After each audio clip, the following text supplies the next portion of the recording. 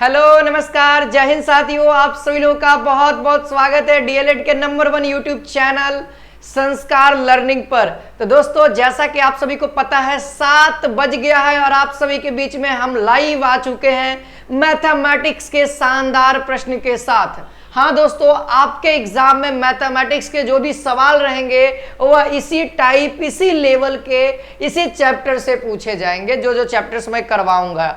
अब दोस्तों, जो भी सेट चलेगा आपको डेली शाम में 7 बजे आपको अवेलेबल रहना है हमारे इसी यूट्यूब चैनल पे, ठीक है। हाँ जी, तो ये हमारा यूट्यूब चैनल है संस्कार लर्निंग, जिसपे आप अभी वीडियोस वगैरह देख रहे हैं, और टेलीग्राम चैनल भी इसका है जहां पे इस क्लास का पीडीएफ आपको वहां पे भेज दिया जाता है, ठीक है। तो आप टेलीग्राम भी जुड़ जाइए, ज्यादा बेनिफिट होगा आपके लिए। और वीडियोस को लाइक शेयर सब्सक्राइब करते रहेंगे, है ना बच्चे, लाइक शेयर सब्सक्राइब करते रहना है। तो चलिए स्टार्ट किया जाए आज की शानदार क्लास को। यहां पे देखिए आपके सामने पहला क्वेश्चन, फटाफट सारे विद्यार्थी कमेंट सेक्शन में आंसर बताना स्टार्ट कर देंगे, है ना। ये जो सवाल है दोस्तों, यह आपका है सरलीकरण से, ठीक है। सरलीकरण यानी सिंप्लीफिकेशन वाला चैप्टर से ये सवाल है, और आपके एग्जाम में सिंप्लीफिकेशन वाले चैप्टर से सवाल दिखेगा। 30 गो सवाल रहेगा, तो 30 गो में से 2-3 गो तो यही चैप्टर से रहेगा। चलिए बनाइए, बनाना स्टार्ट करिए।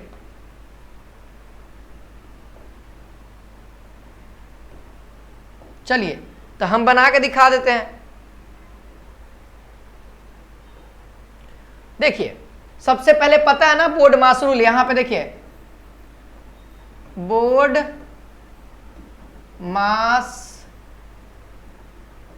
रूल है ना, बोर्ड मास रूल सबको पता होगा।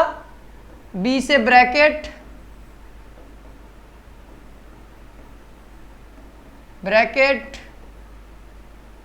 ऑफ यानी का, है ना, इसको ऑफ कहते हैं। और डी से डिवाइड यानी कि भाग, डिवाइड। और एम से मतलब मल्टीप्लाई यानी कि गुणा। फिर उसके बाद ऐड मतलब जोड़। और एस सब्सट्रैक्ट है ना, यानी कि घटाव, सब करते हैं, घटाव करते हैं, ठीक है। ये हमारे सामने सीरीज है, तो हमको चलना रहता है इस कदम की ओर, ठीक है। यानी अगर ब्रैकेट दिखे तो सबसे पहले ब्रैकेट के अंदर वाला, ब्रैकेट में भी 3 कैटेगरी है, आ जाइए ब्रैकेट वाले भाई साहब से मिलते हैं। सबसे पहले इस टाइप के ब्रैकेट का सॉल्यूशन होगा। अगर इस टाइप का हो गया तो फिर उसके बाद अगर इस टाइप का दिख रहा है तो इस टाइप का करेंगे। और फाइनल जो है सबसे बड़ी ब्रैकेट, देखो इसको हम लोग छोटी ब्रैकेट कहते हैं, इसको हम लोग छोटी कोष्ठक, हिंदी में कोष्ठक कहते हैं, अंग्रेजी में ब्रैकेट कहते हैं। इसको मंझली कहते हैं, करली भी कभी कभी कहते हैं, अंग्रेजी में इसको करली कहते हैं, मंझली कोष्ठक, ठीक है। और इसको बड़ी यानी बिग, ये हमारे सामने है। तो ये फर्स्ट नंबर पे, सेकंड नंबर पे और ये थर्ड नंबर पे काम होगा, यानी इसका जो काम होगा वह नीचे की ओर बढ़ेगा, यानी सबसे पहले जो भेटाएगा सबसे पहले उसका काम होगा। इतना हो गया। चलिए हम इसको मिटा देते हैं, आप लोग याद रखिएगा। तो बताइए इस लाइन में देखिए 180 प्लस 20 मंझली ब्रैकेट, छोटकी ब्रैकेट प्लस 24, छोटकी ब्रैकेट के अंदर कितना है 24 माइनस 18। तो सबसे पहले हम लोग क्या करेंगे, छोटी वाली ब्रैकेट का काम करेंगे, यानी 180 प्लस 24, मंझली ब्रैकेट रहने दो, और ये छोटी ब्रैकेट का काम करो। तो 15 में से 6 गया 9, 9 6 15 होता है, ये प्लस है, प्लस रहने दो। 24 में से 18 गया 6 हो जाएगा, और ये मंझली ब्रैकेट इतना हो गया। अब देखिए, अब आगे बढ़िए। देखिए बनाना आसान है, तुरंत आप लोग ट्राई कर लीजिएगा। ये प्लस नहीं, ये तो भाग है ना, प्लस नहीं है, ये तो भाग है, ठीक है। ये प्लस वाला आइकन नहीं है दोस्तों, यहाँ पे दिख रहा होगा आपको प्लस, बट ये भाग है, वीडियो क्वालिटी के कारण ऐसा दिख रहा है, ये भाग है, ठीक है। और यहाँ पे 20 हो जाएगा, और कितना हो जाएगा 9 6 15, ठीक है। अब यहाँ पे देखिए 180 भागा को गुना में करते हैं तो 1 बटा में कितना हो जाएगा 300 हो जाएगा, है ना। अब फिर ये कितना बार में 15 बार में, और ये 9 बार में, यानी फाइनल आंसर 9 बटा में 15 किस विद्यार्थी का आया है? 9/15 कौन सा ऑप्शन दिख रहा है आपको? देखिए डी, ऑप्शन नंबर डी दिख रहा है सभी को। आ गया है? जिस जिस विद्यार्थी ने डी बताया उनका सही है। अगला सवाल देखा जाए। देखिए अगला सवाल है दोस्तों, कहता है एक विक्रेता ने 1 रुपया में 10 की दर से टॉफी खरीदा, 25% लाभ कमाने के लिए उसे 1 रुपया में कितनी टॉफियां बेचनी चाहिए? अगर इस टाइप का सवाल आए तो दो मेथड से बताऊंगा, एक लॉन्ग प्रोसेस, एक शॉर्ट प्रोसेस। पहले लॉन्ग वाला बताएंगे, फिर उसके बाद शॉर्ट वाला बताएंगे, ठीक है। इस तरह के सवाल आए कैसे कि 1 रुपया में 10 गो चॉकलेट खरीदता है। देखिए 1 रुपया में 10 गो चॉकलेट खरीदता है, कहेगा कि 25% लाभ। देखो आज कह रहा है 25%, कल कहेगा 40%, परसों कहेगा 46, कभी कहेगा 10, जितना भी प्रतिशत का है, ठीक ना। हम कह देते हैं कितना कह देते हैं? 1%, ठीक है। 1 रुपया में जितना टॉफी का है, ठीक है, मान लिया जाए 1 रुपया में ना हो सके 10 रुपया में कहे, 50 रुपया में कहे, 60 रुपया में कहे, लेकिन कहेगा जरूर, ठीक ना, कहेगा जरूर। यानी कहने का मतलब इसका दोस्तों, सबसे पहले एक लॉन्ग प्रोसेस समझ लीजिए, फिर उसके बाद बताते हैं। 1 रुपया में कितनी टॉफियां, यानी कि टॉफियों की संख्या बताना है। तो बताइए 1 रुपया में के गो टॉफी बेच रहा है? खरीदा है 10 गो। क्या किया है? खरीदा है। तो बताइए 1 गो टॉफी कितना में खरीदा होगा? 1 गो टॉफी कितना में खरीदा होगा?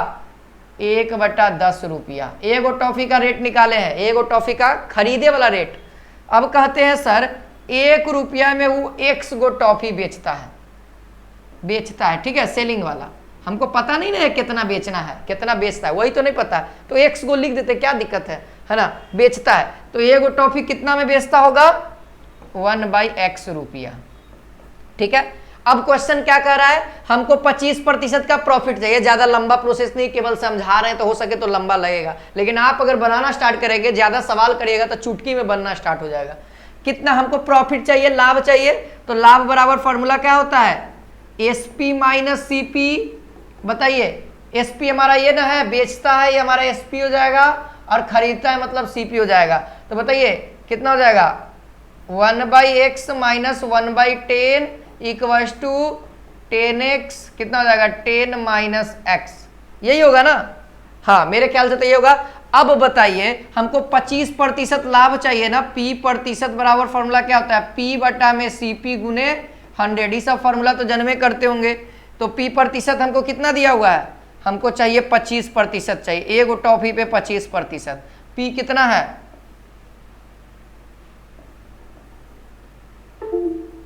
कितना है? 10 माइनस x बटे में 10x। और बताइए CP का वैल्यू, CP का वैल्यू 1/10 है, तो 1/10, ठीक है, और गुने 100।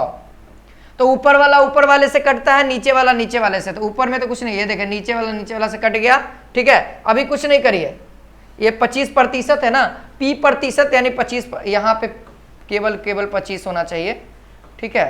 25 हुआ क्योंकि P% का वैल्यू 25 दिया हुआ है, ठीक है। आगे बढ़िए। अब हमको क्या चाहिए? x का वैल्यू, क्योंकि x क्या है? नंबर ऑफ टॉफी है, कितना में बेचता है। अब आसानी से x का वैल्यू निकाल सकते हैं आप लोग, नहीं निकालिएगा। इधर ये क्या हो गया?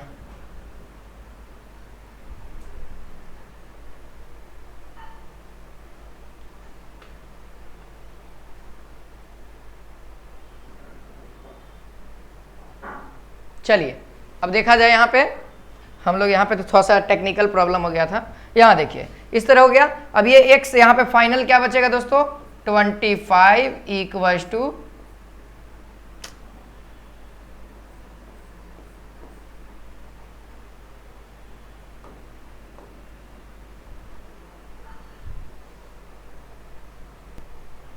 हाँ 25 इक्वल्स टू कितना हो जाएगा दोस्तों? यहाँ पर से 10 minus x by x into 100, इतना ही होगा, इतना ही होगा। अब हमको जगह नहीं है, थोड़ा सा प्रोसेस वाला है, इसीलिए हमने बोला कि प्रोसेस है, बाकी है नहीं, कुछ प्रोसेस काटते हैं और जगह बना लेंगे। कितना हो जाएगा यहाँ पे? हम तो कैलकुलेट अपने दिमाग में आधा से ज़्यादा कर लेंगे। यहाँ 20x हो गया, और इधर देखो, इधर 100 मल्टीप्लाई करेंगे तो इधर कितना हो जाएगा? 1000 माइनस, इधर कितना हो जाएगा? 100x, x वाले टर्म एक साइड, 125x इक्वल्स टू 1000, है ना। तो 100x का वैल्यू कितना हो जाएगा 1000 बटा में 125।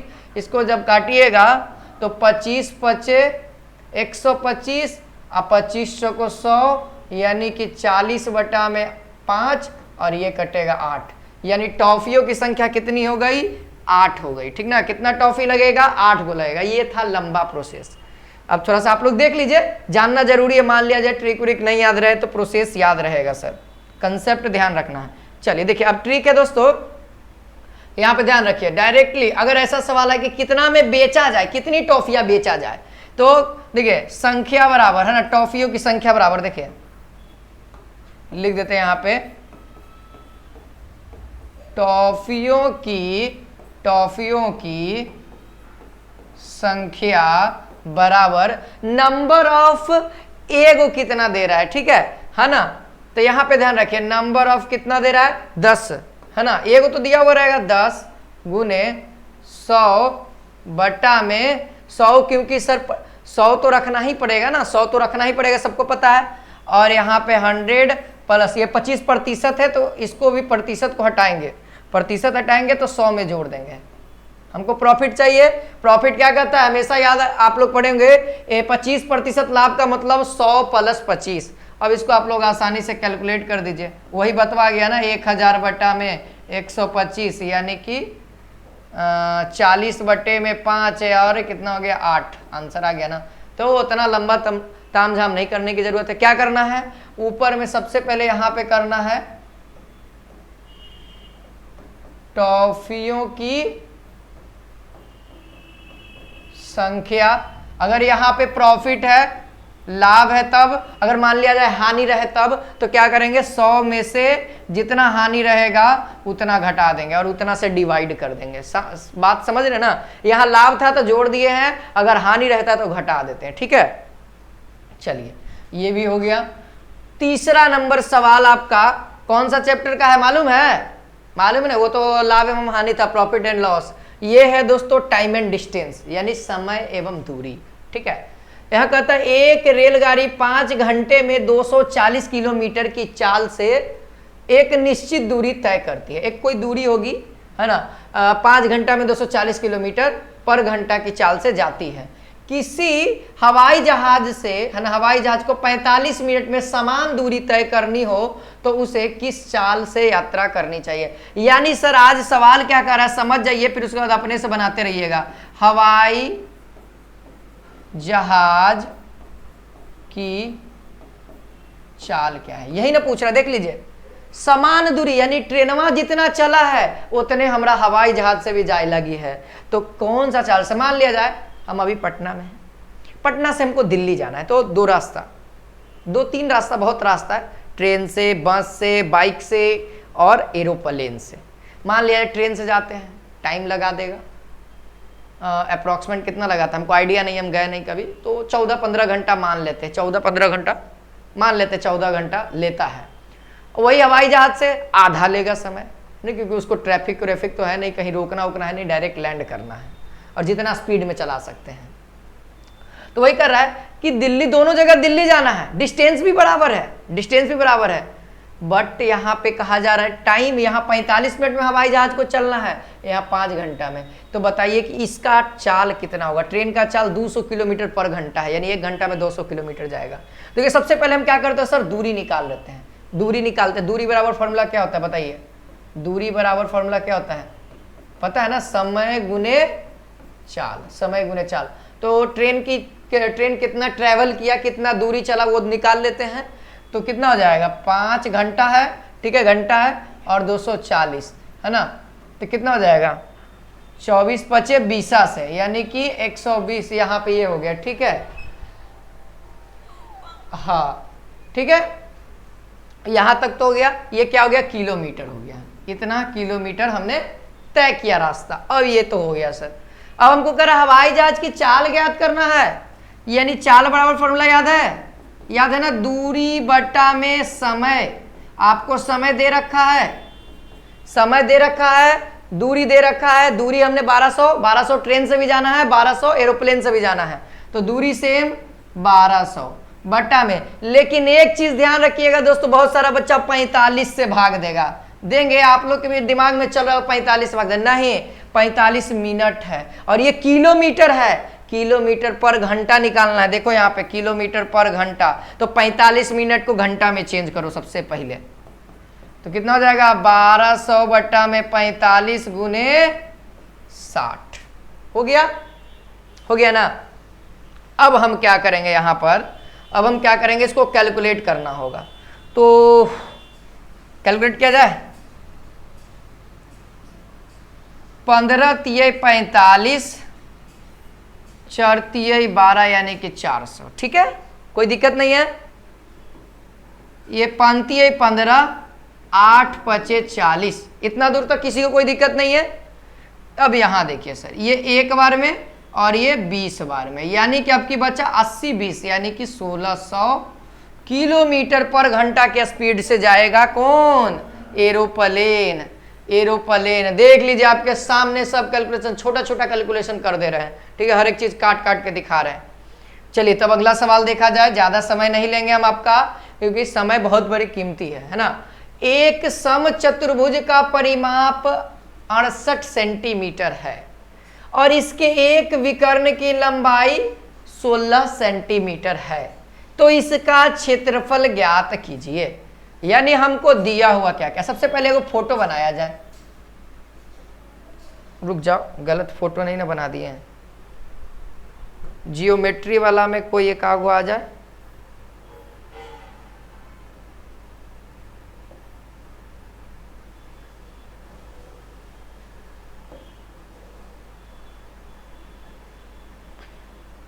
हाँ शेप आना चाहिए, हाँ मिल गया।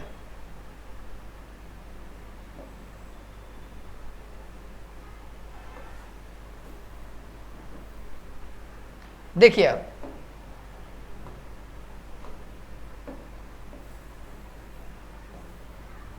ठीक है, ये हम फोटो बना दे रहे हैं आप लोग के लिए, समझने के लिए ज्यादा बेटर रहेगा। अब यहां से क्या होगा, इसका एक डायगोनल भी होगा, दोनों डायगोनल होगा, ठीक है, लाइन थोड़ा सा कंफर्टेबल होना चाहिए। ये पॉइंट जो काटेगा दोस्तों, यह ओ पॉइंट पे काटता है, ठीक है, इसको हम ए मानते हैं, इसको बी मानते हैं, इसको सी मानते हैं, इसको डी मानते हैं, ठीक है, कोई दिक्कत नहीं।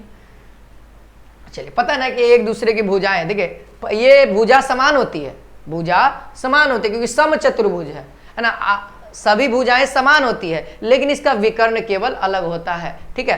तो यहां पर से एक विकर्ण का 16 दे दिया है, यानी AC बराबर कितना हो गया 16 सेंटीमीटर।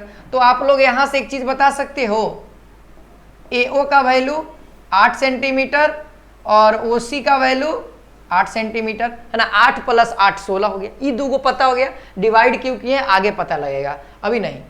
अब देखिए, अब पहले सबसे पहले हम क्या करते हैं, भुजा निकालते, क्योंकि भुजा हमारे पास है नहीं, केवल परिमाप है। तो बताइए समचतुर्भुज का परिमाप का फॉर्मूला क्या होता है, परिमाप बराबर क्या होता है फॉर्मूला 4 टाइम्स है ना, 4 टाइम्स, क्योंकि अगर मान लीजिए यहां से स्टार्ट करते तो राउंड मारेंगे, फिर यहाँ पे आएंगे तो 1 2 3 और 4 टाइम्स भुजा, 4 टाइम्स भुजा, ठीक है। परिमाप कितना है 68 है, 4 टाइम्स भुजा, ठीक है। तो भुजा बराबर कितना हो जाएगा, उम्मीद है सारे विद्यार्थियों को क्लियर हो रहा होगा, कितना हो जाएगा 17 है ना, यहाँ पे कितना हो जाएगा 17 सेंटीमीटर। अब देखिए एक चीज तो हो गया दोस्तों, हमें एक चीज मिल गया, भुजा का वैल्यू मिल गई है, भुजा का मान मिल गया है। अब हमको क्या चाहिए, हमको चाहिए एरिया। एरिया निकालने के लिए क्या क्या चाहिए, डायगोनल 1 डायगोनल 2, बस यही तो चाहिए। तो डायगोनल 1 है, D1 है, बट D2 नहीं है, तो D2 किसी भी हालत में निकालना पड़ेगा। तो देखो देखो इतना दूर का वैल्यू 8 है, इतना दूर का वैल्यू 7 है, ई राइट, देखिए राइट एंगल ट्रेंगल हो जाएगा ना, ये एंगल में चल सकते हैं ना, त्रिभुज ए ऐसे नहीं, त्रिभुज ओ ए ओ और डी। देखिएगा आप एक चीज ऐसे करिए, ये इसको हम एज्यूम कर रहे हैं, देखिएगा ये 90 डिग्री कैसे बना रहा है, देखिए ये ऐसे रहेगा, ऐसे है, ऐसे है, देखिएगा आप इसको अपने नजरिया से देखिए, ए यहां पे लेते हैं, ओ को यहां पे लेते हैं और डी को यहां पे लेते हैं, तो आपका नजरिया चेंज हो गया। तो ये बना दिया ना समचतुर्भुज। क्या है समचतुर्भुज, तो बना हुआ ऑलरेडी पहले से, ठीक है। तो अब यहां से क्या करेंगे दोस्तों हम लोग, हमको क्या चाहिए, ओडी चाहिए, है ना। तो कर्ण हमारा तो ये है, कर्ण हमारा ये है ना। तो बताइए यहां पर से ओडी बराबर फार्मूला हम लोग लिख सकते हैं रूट अंडर क्या एडी माइनस, है ना, एडी स्क्वायर माइनस ओए स्क्वायर होगा ना। कर्ण माइनस लंब, है ना। अगर मान लिया ये बेस है, इसको बेस मानते हैं यानी कि आधार मानते हैं, तो कर्ण माइनस हाइपोटेनस माइनस लंब यानी परपेंडिकुलर, ठीक है। तो यहां पर से आप 17 का स्क्वायर कर दीजिए और माइनस कर दीजिए कितना का स्क्वायर करके, 8 का स्क्वायर, है ना, 8 का स्क्वायर। तो यहां पर से 2 8 9 हो जाएगा, है ना, ठीक है।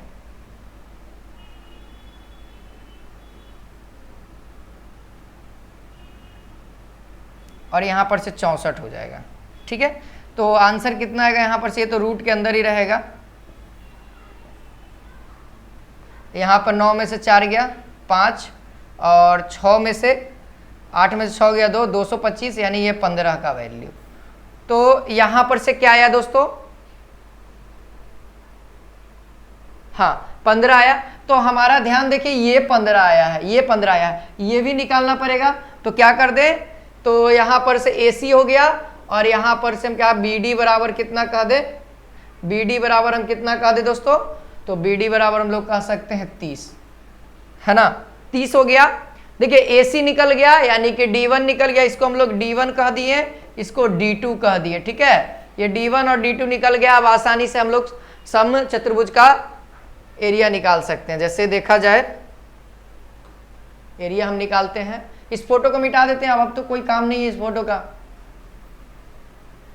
है ना, केवल एरिया चाहिए यानी क्षेत्रफल चाहिए। तो क्षेत्रफल बराबर हम लोग क्या कह सकते हैं, हाफ D1 इंटू D2। तो यहाँ पर हाफ गुने D1 की वैल्यू क्या हो गई, यहाँ पे देखो D1 की वैल्यू 16 इंटू 30, यहाँ देखिए 8 8 24 240 सेंटीमीटर स्क्वायर आंसर आ गया 240। ओहो यहाँ पे टाइपिंग मिस्टेक है, ये वाला आंसर हो गया हमारा 240 सेंटीमीटर स्क्वायर, ठीक है, मैच कर गया ना। बस आगे बढ़िए। ऐसा ही सवाल आपके एग्जाम में दिखेगा क्योंकि माध्यमिक लेवल कहा गया है, नोटिस में साफ साफ लिखा हुआ है माध्यमिक लेवल, इसीलिए।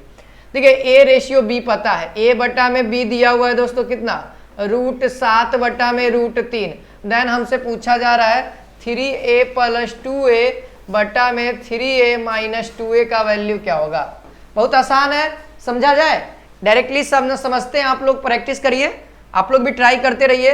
ये मक्खी बहुत ज्यादा परेशान कर रहा है। चलिए आइए,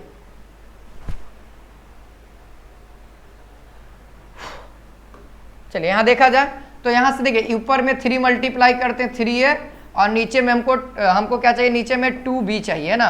तो इधर भी 3 7 इधर 2 3, ठीक है, क्योंकि इधर से इधर कैंसिल आउट हो जाएगा, कोई दिक्कत नहीं, इक्वल है। अब देखिए अब ये इसके मान के बराबर, ये इसके मान के बराबर, तो अब पुट कर दीजिए यहाँ पे वैल्यू, यहाँ पे वैल्यू आप लोग आराम से पुट करिए। तो 3A का वैल्यू 3√7 + 2√3 बट्टा में क्या हो जाएगा 3√7 और -2√3, इतना तो ला दिया। अब इसके बाद तो दिमाग नहीं चालू होगा, लेकिन ऑप्शन के आधार पे देखना है कि हमको क्या लाना है। यहाँ पे आप लोग देखिए ऑप्शन में, सबके ऑप्शन में देखिएगा 2 2 2 है, यानी सर 2 2 है, यानी कि √3 को तो कॉमन निकाला गया, इतना तो पता है। और जब √3 को हम लोग कॉमन निकालते हैं, ऊपर से भी निकालेंगे नीचे से भी निकालेंगे, तो √3 निकालेंगे तो कितना होगा √3 इंटू √7, क्योंकि 3 को हम लोग लिखते हैं √3 मल्टीप्लाई √3, एगो निकलेगा तो एगो बचेगा ना, +2, ठीक है। बट्टा में फिर से √3 कॉमन निकालिए, तो √3 इंटू √7 माइनस हो जाएगा 2, ये से ये खत्म हो गया। और यहाँ पर कितना √21 + 2 बट्टा में रूट अंदर 21 - 2, यही आंसर आ गया। देखिए कौन सा मैच कर रहा है, कौन सा मैच कर रहा है, आप सभी लोग देखेंगे यहाँ पे साफ साफ दिख रहा होगा, है ना। देखिए ऑप्शन नंबर बी मैच कर रहा है ना। एक कितना है 2 प्लस रूट अंडर 21 यहाँ पे ऊपर में, ठीक है, -2 प्लस रूट अंडर 21, तो प्लस में है और ये भी प्लस में है, 2 माइनस में, यहाँ भी 2 माइनस में, यानी कि ऑप्शन नंबर बी हम लोग का मैच कर गया। अगला सवाल देखा जाए, कहता है 27 और 81 का एलसीएम और HCF है ना, लघुत्तम समापवर्त और महत्तम समापवर्त है ना। एलसीएम कहता है लीस्ट, इसको अंग्रेजी में लीस्ट यानी कि छोटा। तो बताइए, देखिए कॉमन बताते हैं ये दोनों को निकालने के लिए। देखिए महत्तम और लघुत्तम में कहेगा एलसीएम को छोटा से छोटा लीजिए जो सब में कॉमन हो, है ना, जो सब। ये देखिए लघुत्तम कहता है कि ऐसा छोटा डिजिट लेना है जो सबसे कट जाए, जो सबसे कट जाए,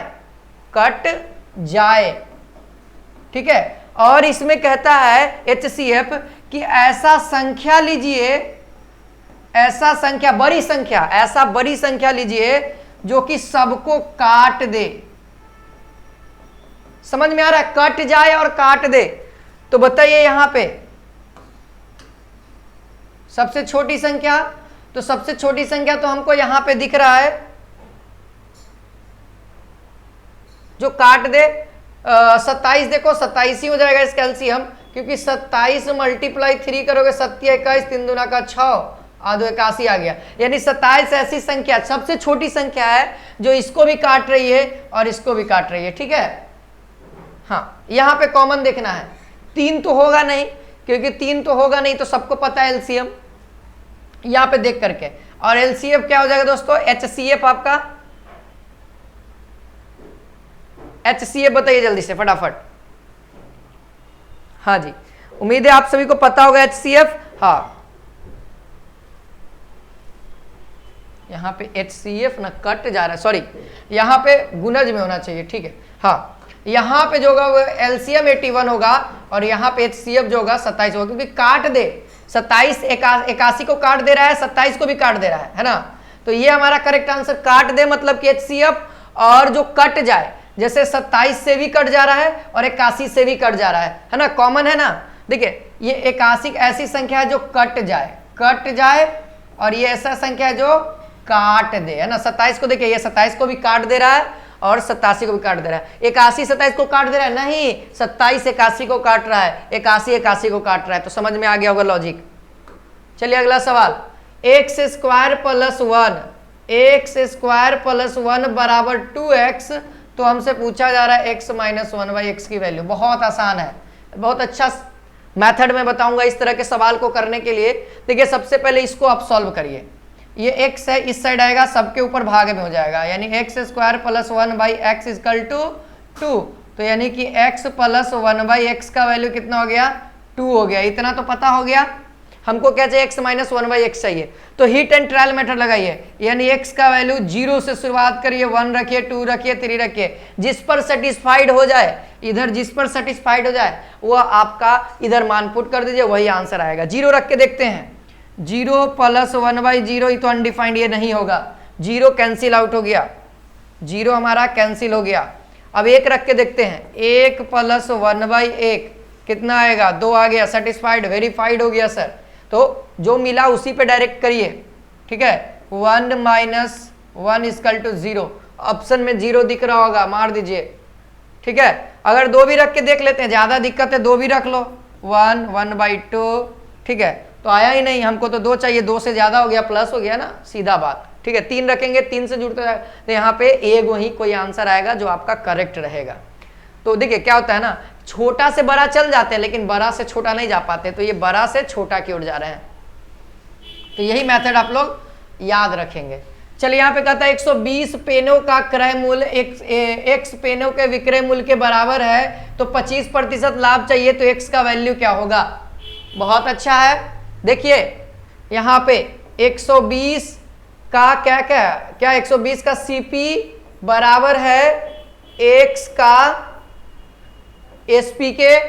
अगर मैं पूछूं CP का वैल्यू x, ठीक है, तो यहाँ पे एक शॉर्ट फॉर्म में लिख देते हैं CP बराबर x। एस पी का वैल्यू इक्वल के ऊपर टी वाला आंसर रहता है ना, तो इधर कितना हो जाएगा, एस पी बराबर 120। ठीक है, डायरेक्ट ऐसे ही लिखिए, डायरेक्ट ऐसे ही। अब क्या पूछ रहा है हमसे, पी प्रतिशत दिया हुआ है, यानी पी प्रतिशत बराबर क्या है, पी बटा में सीपी इंटू 100, यही ना है, यही तो है। पी प्रतिशत कैसे निकालेंगे, यहाँ देखिए, ये मक्खी भी बहुत ज़्यादा परेशान कर दिया है ना, ये रूम में घुस गया है, तबाही मचा दिया है। 25 बटा क्या है, पी का वैल्यू कितना हो जाएगा, 120 माइनस एक्स बटा में एक्स गुने 100। ठीक है, अब इसको कैलकुलेट करिए, एक्स को ही पर लाते हैं तो कितना हो जाएगा, 25x इक्वल्स टू, मल्टीप्लाई कर दो 12,000 माइनस 100x, एक साइड ला दो x वाले को, तो कितना हो जाएगा, 125x 12,000। सो x बराबर 12,000 बटा में 125। इसको डिवाइड करना आसान कर सकते हैं, डिवाइड भी कर सकते हैं, 5 से डिवाइड करिए, ज़्यादा आसान रहेगा। तो चलिए मैं यहाँ पे डिवाइड करता हूँ, आप लोग को साफ साफ दिखेगा। चलिए देखिए, 12,000 है और ये नीचे में 125 है, 5 से मैं डिवाइड कर रहा हूँ। देखिए यहाँ से कितना बार में हो जाएगा, 25 पचे 125 और 5 दूना का 10 है ना, और यहाँ पे कितना हो जाएगा, 5 चौको 20, ये 2 0 हो गया, 5 पचे 25, यहाँ पे कितना हो जाएगा 4 बार में, फिर उसके बाद 8 पचे 40। ठीक है, 1 0 उतर गया। यहाँ पे इसको एक बार में, सिंगल बार में ये कटेगा, 9 पचे 45 और फिर 30 गिरेगा, यानी 6, यानी 96 x का वैल्यू होगा। x का वैल्यू कितना होगा, 96 होगा, यानी 96, ऑप्शन नंबर डी हो जाएगा। ठीक है, वही वाला ट्रिक आजमा है, आप डायरेक्टली भी पुट कर सकते थे, इसमें डायरेक्टली वैल्यू पुट कर दिए हैं। अगला सवाल दोस्तों, एक बहुभुज आंतरिक कोणों की मापों का योग 3240 यानी 3240 डिग्री है, तो बहुभुज की संख्या ज्ञात कीजिए। तो सबसे पहले मैं बताऊं कि बहुभुज की जो बहुभुज एंगल जो होता है बराबर n-2 इंटू 180 होता है। ठीक है, कुल कोणों का योग है ना, कोणों का, ठीक है, कोणों का योग होता है ये। ठीक है, कोणों का योग इतना होता है, जहां n क्या है, आपका बहुभुज है, यानी कि नंबर ऑफ भुजा, n क्या है, आपका भुजा है। अब जितना भुजा का अगर मान लिया जाए, हमको पता है, देखिए ये क्या चतुर्भुज है ना, 4 गो भुजा वाला, उसको चतुर्भुज कहते हैं, है ना। तो इसका एंगल कितना होता है टोटल आंतरिक, है ना, 90 90 90 90, है ना, 90 90 होता है, यानी कि 9 कितना हो जाएगा, 90 180 180 कितना हो जाएगा, 360 होगा। चलिए हमको पता हो गया चतुर्भुज का, अब हम चतुर्भुज का निकाल के देखते हैं। यहाँ पे 4 पुट करिए, -2 इंटू 180, है ना, देखिए आ गया ना, 360 आ गया ना। यही फॉर्मूला होता है, आंतरिक कोणों का योग, टोटल जो योग होगा वो इतना के बराबर होगा। ठीक है, तो यहाँ पे हमको भुजा की संख्या ज्ञात करना है, हमको टोटल योग दे दिया कितना, 3240 दे दिया है, नंबर ऑफ ये निकालना है। ठीक है, 180, तो n बराबर लिख सकते हैं 3240 बट्टा में 180 गुना में भागा में, और ये हमारा क्या है दोस्तों, घटाव में ही पट्टी आएगा तो जोड़ में हो जाएगा। ठीक है, जब इसको आप काटिएगा तो मेरे ख्याल से कट जाना चाहिए 550 बार में, और ये 2 जुटेगा यानी 552 आ जाएगा, यानी भुजा की संख्या यही ना आएगा। ऑप्शन लगता है गलत है। ठीक है, क्योंकि बहुभुज है, हाँ बहुभुज है, 552 आंसर होगा, ऑप्शन गलत लिखा हुआ है। ठीक है, ऑप्शन शायद गलत होगा।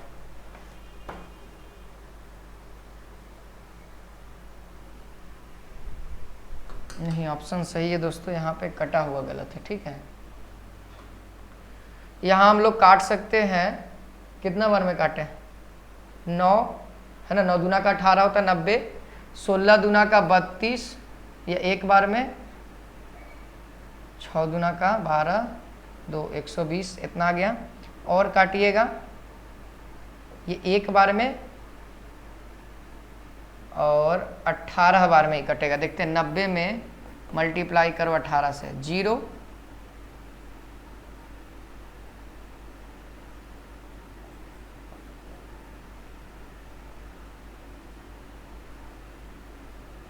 ठीक है, आ जाएगा।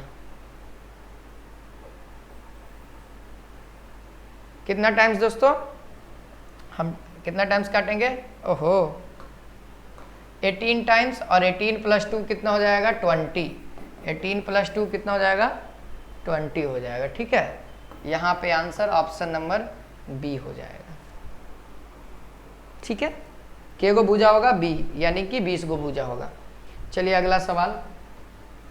अगला सवाल कहता है कि बेलन की त्रिज्या दिया हुआ है, ऊंचाई दिया हुआ है, आयतन क्या होगा। v बराबर फॉर्मूला पाई r²h, जहां r की वैल्यू कितनी है 5 और h की वैल्यू कितनी है 172।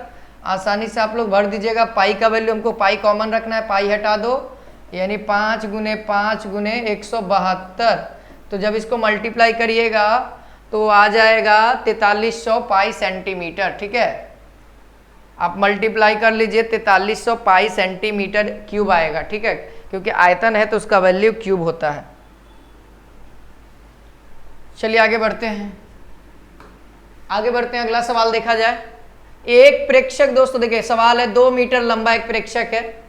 मान लिया जाए ये जमीन है, मान लिया जाए जमीन है, 2 मीटर कोई लंबा एगो प्रेक्षक है, यानी कि कोई व्यक्ति खड़ा है। ठीक है, इसका मुंडी यहाँ पे है, यह ऊपर की ओर देख रहा है। एक मीनार खड़ा है, इसको और छोटा कर दिया जाए, आदमी को बहुत ज्यादा लंबा हो गया है। हाँ, आदमी छोटा हो गया, मीनार वहां पे है, तो इसका जो आंख यहाँ पे तो कहता है देखिए कि एक मीनार कितना, मीनार से इतना दूर स्थित है, यानी जो इसकी वैल्यू है कितना दूर है 150√3 मीटर दूर है। ठीक है, अब कहता है कि दूरी पर है। प्रेक्षक की आंख से मीनार की शीर्ष की ऊंचाई, यहां देखो, यहां हाइट बना दिया यहाँ पे। ठीक है, और इसको एक्सिस बना देते हैं। ये जो है ये 60 डिग्री है। ठीक है, 60 डिग्री है। यहाँ से यहाँ तक की दूरी 2 मीटर है। तो बताना ये जो लाइन खींचे हैं यहाँ से यहाँ तक का भी 2 मीटर होगा, होगा ना। इसको A कहो, इसको B कहो, इसको C कहो, और इसको D कहेंगे, और इसको E कहेंगे। ठीक है, कह दिए। देखिए हमको क्या चाहिए, मीनार की ऊंचाई चाहिए। हमको जो चाहिए हम पहले लिखते हैं, मीनार की ऊंचाई। मीनार की ऊंचाई क्या है AC। तो AC बराबर क्या कह सकते हैं, AB + BC कह सकते हैं। इतना यही तो चाहिए। BC तो खैर हमको पता है 2 मीटर है, हमको केवल AB चाहिए किसी भी हालत में। हाँ अच्छा, और एक बात, EB बराबर होगा DC के कितना होगा 150√3 होगा। हमको क्या चाहिए दोस्तों, इसका भी वैल्यू पता हो गया 150√3। हमको चाहिए ये लंब, हमको चाहिए लंब, और हमको पास क्या है आधार। लंब और आधार है तो कौन सा फॉर्मूला, लंब और आधार किस में आता है, कॉट या टेन में आता है। तो अब आप क्या करिए, यहाँ से कॉट या टेन का फॉर्मूला लगाइए। tan 60 डिग्री, थीटा का वैल्यू कितना है 60 डिग्री, और लंब बटा में कर्ण यानी AB है ना, लंब AB है, और बटा में आधार, सॉरी आधार होगा, तो यहाँ पे 150 बटा में √3 ये हो गया। अब यहाँ से हम क्या करेंगे, यहाँ देखिए √3 हो गया बराबर AB बटा में 150√3, ये ई पट्टी आएगा, मल्टीप्लाई हो जाएगा। तो AB का वैल्यू आसानी से आप लोग को मिल गया। AB का वैल्यू क्या मिल गया 15 ×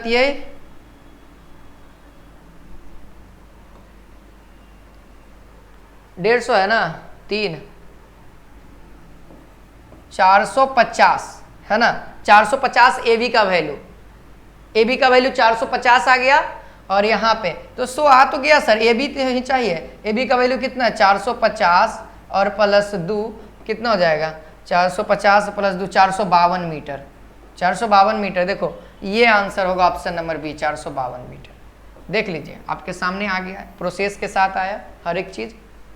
चलिए अगला सवाल देखा जाए, क्वेश्चन नंबर 13। यहाँ पे देखिए एक फार्मूला, ये फार्मूला बेस्ड क्वेश्चन है, कुछ भारी उरी नहीं है, मत समझिए कि भारी है। देखिए फार्मूला कहता है 1 + cos 2θ, हाफ एंगल फार्मूला से ये प्रचलित है। आप कहीं पे भी देखिएगा ये हाफ एंगल फार्मूला। देखिए अभी ये 1 प्लस कॉस 2a है तो इसका फॉर्मूला हो जाता है 2 प्लस है तो कॉस ही लिखेंगे, प्लस है तो कॉस, लेकिन यहाँ पे 2 है तो यहाँ पे हाफ एंगल होगा उसका। अगर यहाँ पे केवल a रहता है तो यहाँ पे a/2 होता है। यहाँ पे माइनस वाला में साइन हो जाता है, माइनस वाला में क्या हो जाता है, साइन हो जाता है। ठीक है, यहाँ पे 1 माइनस है तो यहाँ पे क्या हो जाएगा 2 साइन स्क्वायर a। ठीक है, यही फॉर्मूला है। अब यहाँ पे हम पुट कर देंगे। ठीक है, ये रूट के अंदर रहने दो, 2 प्लस वाला ऊपर है ना, कॉस स्क्वायर a बटा में 2 साइन स्क्वायर a। ठीक है, यहाँ से यहाँ कैंसिल आउट, तो ये कितना हो गया, रूट अंडर कॉस बटा में साइन क्या फॉर्मूला होता है, कॉट, और स्क्वायर है तो स्क्वायर। ठीक है, 2 गो है, एगो बाहर आ जाएगा, यानी कॉट a फाइनल आंसर आ गया हम लोगों का। कौन कौन विद्यार्थी कॉट a बता रहा था, जो विद्यार्थी कॉट a बता रहा था यानी सी उनका सही है। प्रैक्टिस करते रहिए, लगातार एकदम सेशन चलते रहेगा। चलिए यहाँ पे अगला सवाल देखिए, कहता है विकास एक काम को 15 दिन में पूरा करता है। ठीक है, यहाँ देखिए विकास जो है एक काम को 15 दिन में, अच्छा दूसरा व्यक्ति भी है का, हाँ देखो बबलू जी आ गए, बबलू श्रीवास्तव जी आ गए, कहते हैं उसी काम को 10 दिन में। वाह, बबलू तो तगड़ा आदमी है सर, है ना, 10 दिन में कंप्लीट कर दिए। तो कहता है अगर दोनों मिल के काम करे तो कितना दिन में। ट्रिक सर, शानदार, हॉट ट्रिक इसको कहेंगे, गरम वाला। 2 गो व्यक्ति रहे, पहिल का व्यक्ति फलानवा दिन में, दूसर का व्यक्ति चिलनवा दिन में, अगर दोनों एक साथ करे तो केमा दिन में। तो सीधा क्या करिए, आप जो डिजिट दिया हुआ है उसको मल्टीप्लाई करिए, 15 गुने 10 और दोनों को जोड़ दीजिए, 15 प्लस 10 है ना, तो 15 गुने 10 बटा में 25 है ना, 5 5 25 और 3 है, ये एक बार में, ये 2 बार में, यानी कि 3 दूना का 6 दिन में कंप्लीट करेगा, है ना। दोनों मिलके कितना दिन में, 6 दिन में। मारिए डायरेक्ट एकदम आंसर, है ना। अगर 3 गो व्यक्ति रहेगा तब एगो फलानवा दिन, एगो दूसर का दिन, एगो तीसर का दिन, मतलब तीनों का अलग अलग रहेगा। फिर भी ऊपर में तीनों को मल्टीप्लाई, फिर एगो का एक के साथ दूसर का, मतलब कॉम्बिनेशन करके, जैसे मान लिया जाए विक्रम हो गया, बालाजी हो गए, और एक और नाम रोशन जी हो गए। मान लिया ये 3 व्यक्ति हैं, तीनों कितना दिन में, ये देखिए क्या हो गया जी, तीनों x y और z, ये 3 दिन में काम कर रहे हैं। तो फॉर्मूला क्या हो जाएगा, x y z बटा में एक बार x y, फिर एक बार y z और फिर x z, ये फॉर्मूला हो गया। जब 3 गो व्यक्ति रहेगा, तीनों एक साथ काम करेगा तब, तीनों एक साथ के लिए है। 2 गो के लिए बहुत आसान हो जाता है, 3 गो के लिए थोड़ा सा कॉम्प्लिकेटेड होता है। देखिए 19 कलमों का क्रय मूल्य है ना, यानी सीपी का वैल्यू कितना, 16 कलमों के विक्रय मूल्य के बराबर है ना। तो 19 कलमों का क्रय मूल्य कितना हो गया, डायरेक्ट बताइए 16, और सीपी क्या हो जाएगा 19। ठीक है, समझ में आ रहा है ना, ये दोनों बराबर है ना। देखिए कितना हो जाएगा, 19 का सीपी बराबर 16 का एसपी, तो सीपी बराबर कितना 16 और एसपी बराबर 19, तो वही लिख दिए हैं। हमसे पूछ रहा है प्रतिशत लाभ का मान ज्ञात कर रहा है, यानी पी प्रतिशत का अब की वैल्यू निकालना है। तो 19 माइनस 16 बटा में 16 गुने 100, सिंपल तो है ना। अब 19 में से कितना जाएगा, 3 बटा में 16 गुने 100 है ना, तो यहाँ पर 4 बार में और ये 25 बार में है ना। आगे देखिएगा, 25 3 75 बटा में 4, और इसको जब काटेंगे तो यहाँ पे देखते हैं कौन आता है, 8 चको 32 और 3 3 2 5, हाँ आ तो गया, यही वाला आंसर है, ऑप्शन नंबर ए। जब इसको आप करिएगा तो 18.3 बटा में 4 प्रतिशत आंसर आएगा। पी प्रतिशत है ना, तो इसीलिए प्रतिशत लगाना पड़ेगा, ऑप्शन नंबर ए आएगा। ठीक है, चलिए अब अगला सवाल देखा जाए। ये देखिए कहता है 2 वर्ष के लिए, सवाल है 2 वर्ष के लिए समान ब्याज दर पर है ना 1500 राशि का प्राप्त चक्रवृद्धि ब्याज और साधारण ब्याज के बीच का अंतर 24 रुपया है, तो दर प्रतिशत क्या होगा, यानी आर की वैल्यू क्या होगी। ठीक है, देखिए सर समझिएगा, बहुत अच्छा सवाल है। ये जो सवाल है ना हमेशा 2 वर्ष के लिए देता है, हमेशा 2 वर्ष के लिए देगा। देखिए इसका शॉर्टकट ट्रिक है, कह सकते हैं फॉर्मूला है, जो आप लोग कह सकते हैं। देखिए सबसे पहले दिया हुआ क्या है, CI माइनस SI दिया हुआ है कितना 24, और इसी को हम लोग D कहते हैं, इसी को D कहते हैं। दोनों के अंतर को डिफरेंस यानी D से सूचित करते हैं। ठीक है, मूलधन को P से कहते हैं, P का वैल्यू दिया हुआ है 15,000। ठीक है, टाइम यानी T दिया हुआ है 2, हमेशा 2 वर्ष के लिए ये फॉर्मूला अप्लाई होगा, हम बता रहे हैं। ठीक है, 2 वर्ष के लिए। तो आर का वैल्यू क्या होगा, तो यहां पर से एक फॉर्मूला है दोस्तों,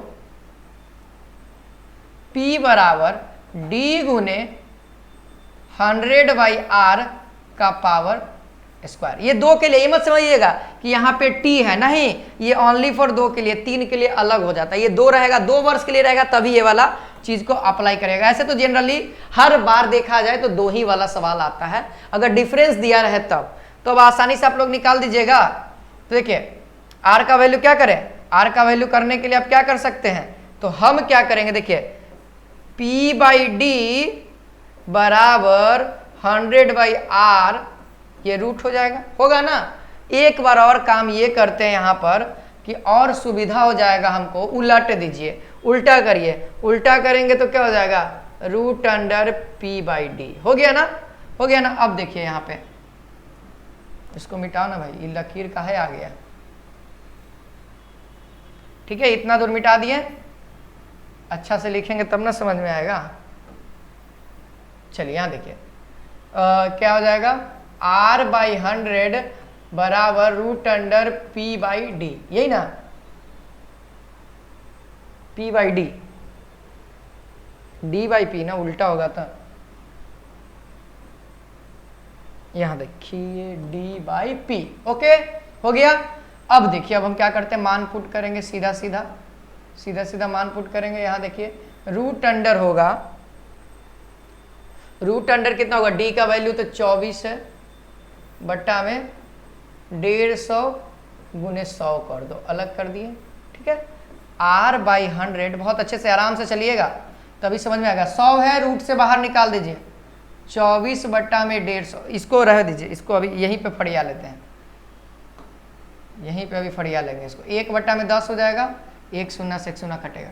देखिए 8 तिहाई 24, ठीक है, और यहाँ कितना बार में कटेगा, 7 दूना का 8 तिहाई, 3 से काट रहे हैं ना, हाँ ये 3 से काटेंगे 50 बार में, इसको काटेंगे कितना बार में, 4 बार में, ये कटेगा 25 बार में, ठीक है, 25 बार में कट गया। अब देखो 4 का रूट निकलेगा 2 और 25 का रूट निकलेगा 5 और 100 का रूट निकलेगा 10, ठीक है। अब इतना दूर तक देखिए, ये 1 बार में, ये 2 बार में, तो r/2 इक्वल्स टू, उधर क्या बचा, केवल और केवल 2 बचा, तो सो r बराबर 2 दूना का 4%, आ गया ना 4%, तो आंसर यहाँ पे 4%। उम्मीद है हर एक विद्यार्थी को समझ में आया, जितने क्वेश्चंस मैंने करवाए समझ में आया ना, कमेंट सेक्शन में बताइएगा। लाइक शेयर सब्सक्राइब आप लोग नहीं करते सर, चैनल को लाइक शेयर सब्सक्राइब करते रहेंगे, वीडियोस को ज्यादा से ज्यादा बच्चों के पास पहुंचाइए। तो आज के लिए इतना ही, फिर मिलते हैं नेक्स्ट क्लास में। जय हिंद, जय भारत।